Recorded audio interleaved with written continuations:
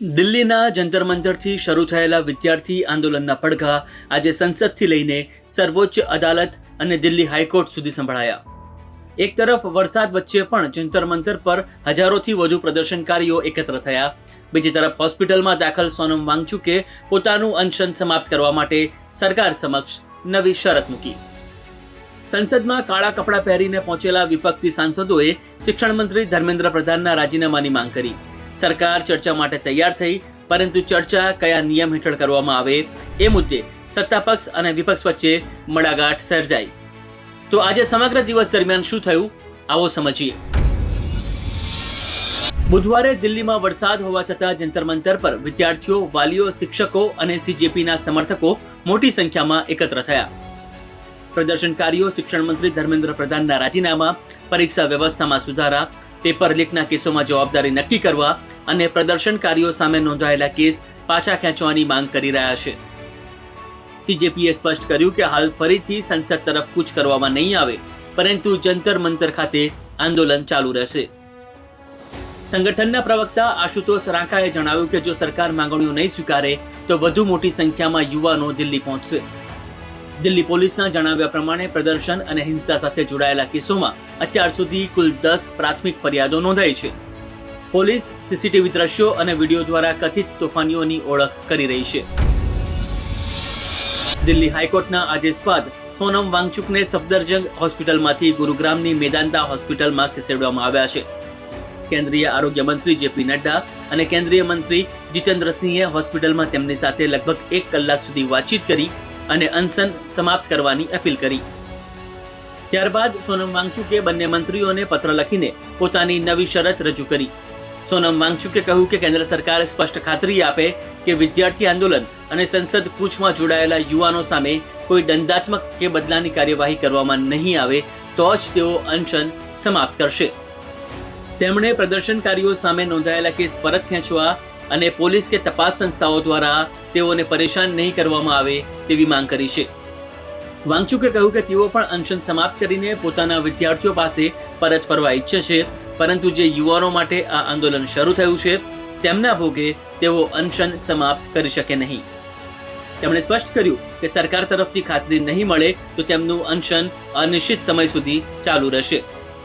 સરકાર અને સીજેપી વચ્ચે વાતચીતની તૈયારીઓ. સીજેપી અને સરકાર વચ્ચે બીજા તબક્કાની વાતચીતની સંભાવના પણ સર્જાઈ છે. સીજેપીનું કહેવું છે કે તે સરકારના પ્રતિનિધિઓ સાથે વાતચીત કરવા તૈયાર છે, પરંતુ બેઠક કોઈ મંત્રીના કાર્યાલય કે નિવાસસ્થાન પર નહીં થાય. સંગઠને જંતર મંતર અથવા કોન્સ્ટિટ્યુશન ક્લબ જેવા તટસ્થ સ્થળે બેઠક યોજવાનો પ્રસ્તાવ મૂક્યો છે. બીજી તરફ ભાજપનો આરોપ છે કે સરકારે આંદોલનકારીઓને તાત્કાલિક વાતચીતની તક આપી હતી, છતાં પાછળથી સરકાર વિરુદ્ધ ખોટી વાતો ફેલાવવામાં આવી. આથી બંને પક્ષ વાતચીત માટે તૈયાર હોવાનો દાવો કરી રહ્યા છે, પરંતુ પરસ્પર વિશ્વાસનો અભાવ હજુ યથાવત છે. સંસદમાં કાળા કપડા સાથે વિરોધ. આજે સંસદના ચોમાસુ સત્રનો 3જો દિવસ હતો. કોંગ્રેસ અને અન્ય વિપક્ષી પક્ષોના સાંસદો કાળા કપડા પહેરીને સંસદ પહોંચ્યા. તેમણે સંસદના મકર દ્વાર પાસે પ્રદર્શન કરીને શિક્ષણ પ્રધાન ધર્મેન્દ્ર પ્રધાનના રાજીનામાની માંગ કરી. વિપક્ષે નીટ પેપર લીક, પરીક્ષાઓમાં થતી ગેરરીતિઓ અને 20 જુલાઈની પોલીસ કાર્યવાહી અંગે સંસદમાં ચર્ચા કરવાની માંગ કરી. હોબાળાના કારણે લોકસભાની કાર્યવાહી વારંવાર સ્થગિત કરવી પડી. સરકારનું કહેવું છે કે તે નિયમ 193 હેઠળ ટૂંકા ગાળાની ચર્ચા માટે તૈયાર છે. આ નિયમ હેઠળ ચર્ચા તો થાય છે, પરંતુ અંતે મતદાન થતું નથી, જ્યારે વિપક્ષ સ્થગન પ્રસ્તાવ હેઠળ ચર્ચા માંગે છે, જેમાં સદનનું સામાન્ય કામકાજ રોકીને આ મુદ્દાને સર્વોચ્ચ પ્રાથમિકતા આપવામાં આવે. જ્યારે કોંગ્રેસ શિક્ષણ મંત્રી ધર્મેન્દ્ર પ્રધાનને પદ પરથી દૂર કરવા, વિદ્યાર્થીઓ સામેના કેસ પાછા ખેંચવા અને પોલીસ કાર્યવાહીની નિષ્પક્ષ તપાસ કરાવવાની માંગ પર અડગ છે. સંસદીય કાર્યમંત્રી કિરણ રિજિજુએ કહ્યું કે સરકાર પ્રશ્નપત્ર લીક અને પરીક્ષા વ્યવસ્થા અંગે સંસદમાં ચર્ચા કરવા તૈયાર છે. શિક્ષણ મંત્રી ધર્મેન્દ્ર પ્રધાને પણ કહ્યું કે સરકાર નીટ અને યુવાનોની દરેક વાસ્તવિક ચિંતા અંગે જવાબ આપવા તથા શિક્ષણ વ્યવસ્થામાં સુધારા કરવા પ્રતિબદ્ધ છે. તેમણે કોંગ્રેસ પર વિદ્યાર્થીઓનો રાજકીય સાધન તરીકે ઉપયોગ કરવાનો આરોપ લગાવ્યો. ભાજપનું કહેવું છે કે સરકારે નીટ મામલે તાત્કાલિક કાર્યવાહી કરી, આરોપીઓની ધરપકડ કરી, પુનઃ પરીક્ષા યોજી અને પરિણામ પણ સમયસર જાહેર કર્યું. જોકે શિક્ષણ મંત્રીના રાજીનામાની માંગ સ્વીકારવાના કોઈ સંકેત સરકારે નથી આપ્યા. બીજી બાજુ રાહુલ ગાંધીએ આજે પત્રકાર પરિષદ યોજીને સરકાર પર પરીક્ષા વ્યવસ્થાને નબળી કરવાનો આરોપ લગાવ્યો. તેમણે દાવો કર્યો કે છેલ્લા 10 વર્ષમાં દેશમાં પ્રશ્નપત્ર લીકની 152 ઘટનાઓ સામે આવી છે, જેના કારણે લગભગ 7.5 કરોડ વિદ્યાર્થીઓ અને તેમના પરિવારો પ્રભાવિત થયા છે. આ આંકડા રાહુલ ગાંધી અને કોંગ્રેસનો દાવો છે, તેની સ્વતંત્ર પુષ્ટિ ઉપલબ્ધ નથી. રાહુલ ગાંધીએ શિક્ષણ મંત્રીને દૂર કરવા, પોલીસ કાર્યવાહીની જવાબદારી નક્કી કરવા અને વડાપ્રધાન દ્વારા જાહેર માફી માંગવાની માંગ દોહરાવવામાં આવી. બીજી તરફ વિદ્યાર્થી આંદોલન સાથે જોડાયેલો મામલો આજે સર્વોચ્ચ અદાલત પહોંચ્યો.